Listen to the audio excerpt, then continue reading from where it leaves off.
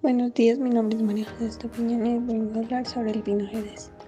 Bueno, primero voy a empezar con la ubicación del clima y se puede decir que el clima en esta zona es cálido como consecuencia de la altitud en la que se encuentra la región.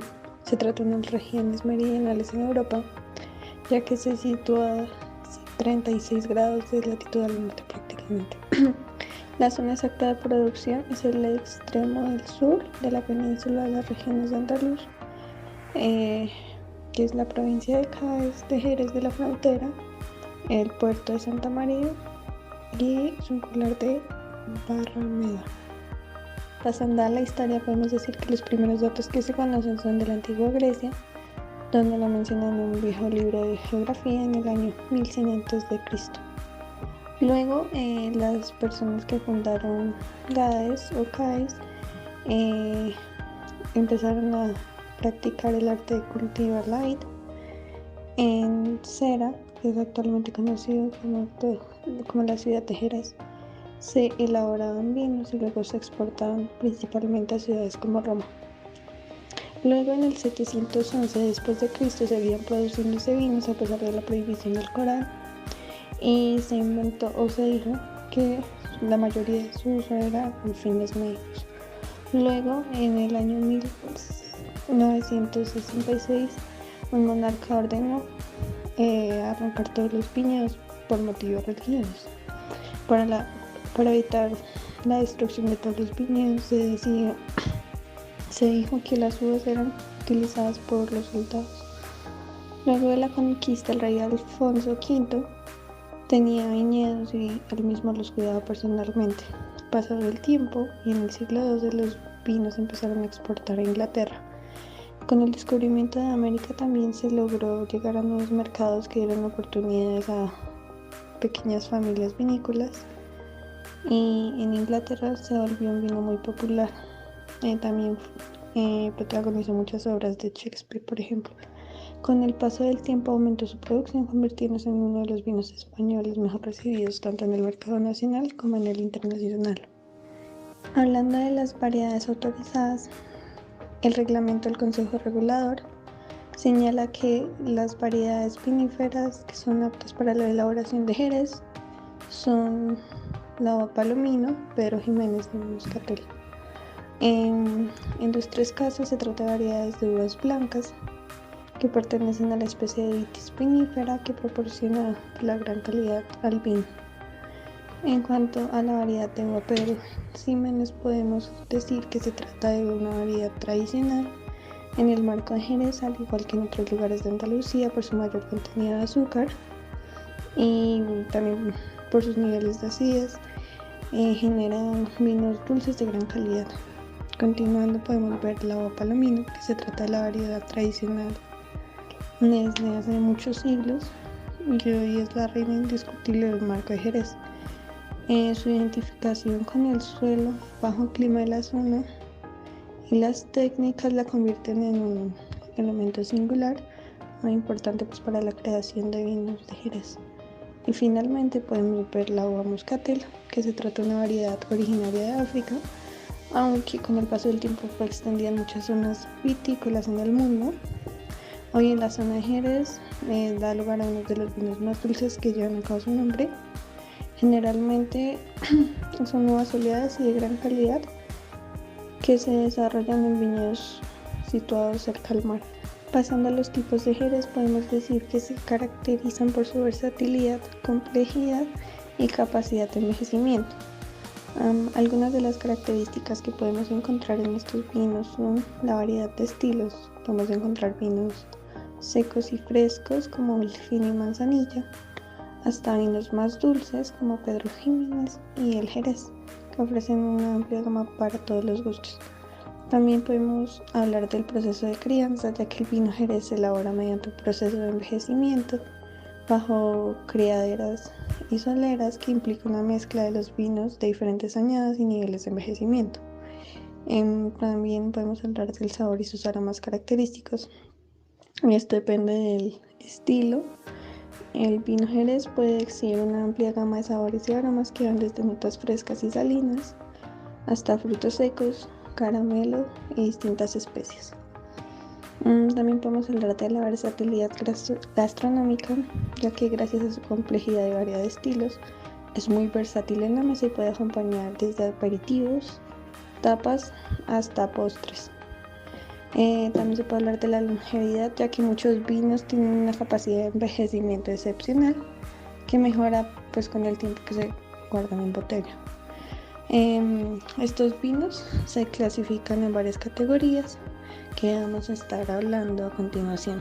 La primera categoría que vamos a hablar es sobre los vinos generosos, ya que estos son los que poseen una graduación alcohólica entre los 15 y los 23 grados y que se han obtenido mediante sistemas de crianza peculiares y específicos para adaptar sus características propias. Estos vinos se obtienen a partir de vinos jóvenes a los cuales se les agrega alcohol durante la fermentación. Dependiendo del tipo de vino, se elegirá, dependiendo del tipo de vino generoso que se quiera obtener, pues se elegirá el vino joven a escoger. Los vinos pueden ser dulces o secos o con puntos intermedios. Esto se determina según el alcohol y la crianza de cada vino. Bueno, entre los principales vinos generosos podemos encontrar los vinos finos, que son vinos blancos y secos que se obtienen a través de la uva palomino, que es envejecida bajo una capa de levaduras que conforman el velo de flor. Su crianza es en botas de roble americano mediante el sistema tradicional de criaderas y solera y se realiza en bodegas que deben cumplir estrictas condiciones microclimáticas de humedad y temperatura para que la flor se mantenga a lo largo de toda la crianza y así poder obtener el vino. También tenemos el amontillado, que es combinada la crianza del pelo de la flor, propiedad del fino y la manzanilla, con un periodo posterior en el que el pelo desaparece y el vino se expone a la oxidación. Generalmente es elaborado con uvas palomino y la fusión de estas dos crianzas hace que estos vinos sean extraordinariamente complejos y muy interesantes. También encontramos el vino oloroso, que es un vino elaborado con la uva palomino. Esta se le añade alcohol hasta los 17 grados, impidiendo que desarrolle el velo de la flor, en lo que el vino envejece expuesto al oxígeno y el resultado es un vino muy estructurado e interesante para probar. Finalmente, para acabar con esto, encontramos el palo cortado, que es de crianza oxidativa. El origen de las soleras de palo cortado es muy antiguo y procede de aquellos tiempos en que los vinos fermentaban en botas y por lo tanto había múltiples variedades que provocaban sutiles diferencias. Hoy en día se siguen seleccionando vinos jóvenes para nutrir esas soleras y mantener el carácter especial de los palos cortados. Otro tipo de vinos que podemos encontrar son los generosos de licor, que son obtenidos mediante la práctica tradicional de cabeceos o combinaciones a partir de vinos generosos, con vinos dulces naturales o con mosto concentrado en algunas ocasiones. Esto se trata de vinos con distintos grados de dulzor, pero que siempre van a tener un contenido en azúcar superior a 5 gramos por litro.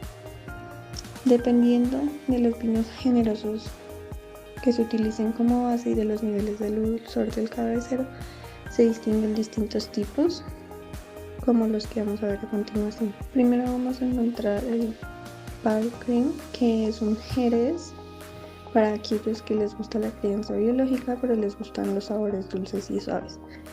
Es una incorporación, digamos, relativamente nueva a la gama de vinos de Jerez en comparación a los otros más tradicionales, aunque el vino del cabeceo tiene una larga tradición ligada al comercio con el Reino Unido. Su incorporación se produjo hasta los 60 del pasado siglo. Su contenido de azúcar es inferior a los 45 gramos por litro. Después tenemos el medium, que de acuerdo con las normas de la denominación de origen es cualquier vino jerez que tenga contenido en azúcares superiores a 5 gramos por litro hasta los 115. Finalmente tenemos el cream, que es un vino de mezcla o cabeceo obtenido a partir de vinos secos de crianza oxidativa, endulzados generalmente con vino Pedro Jiménez. Y lo más habitual es que se utilice una base de oloroso lo que da un carácter intenso y aporta también mucho al cuerpo. Otro tipo de jerez que podemos encontrar son los vinos dulces naturales, que se obtienen a partir de mostos procedentes de uva madura o uva soleada, generalmente de la variedad de Pedro Jiménez o Moscatel. Los mostos, con una gran variedad de riqueza en azúcares como consecuencia de la pacificación, son fermentados parcialmente o solo un poco, con el objetivo de conservar la mayor cantidad de dulzor original de la uva, y para ello se les adiciona alcohol vínico una vez que comienzan a fermentar.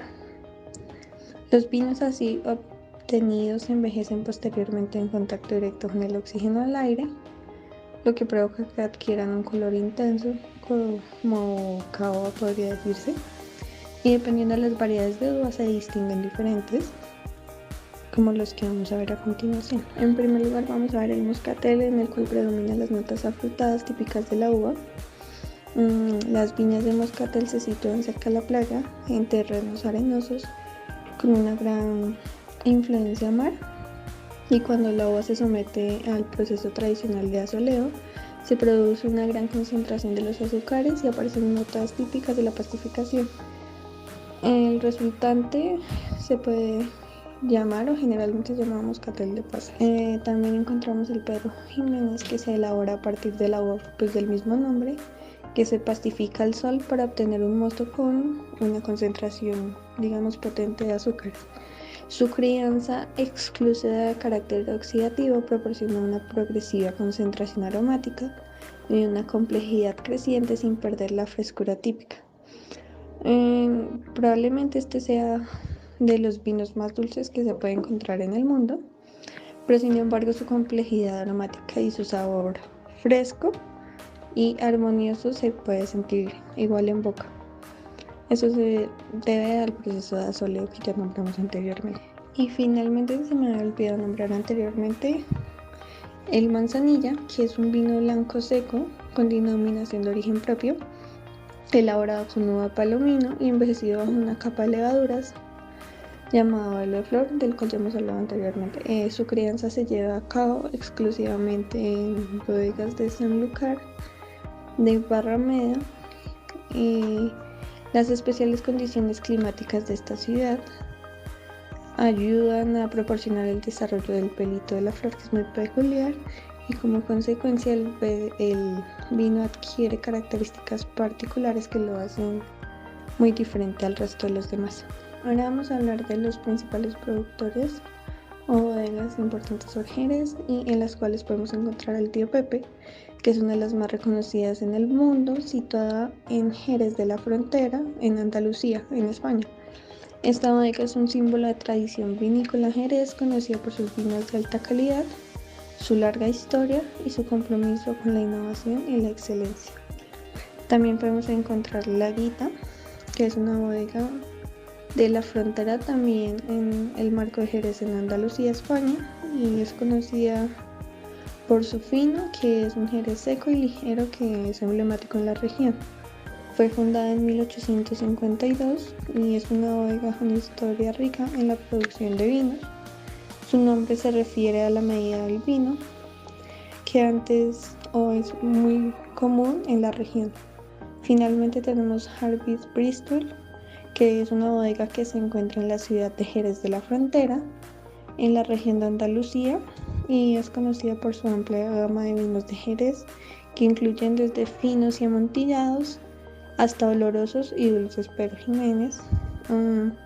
Esta bodega ha sabido combinar la tradición con la innovación tecnológica, que ha ayudado a garantizar la calidad y consistencia de los vinos, siguiendo hoy en día muy vigente. Y ya, eso es todo. Muchas gracias.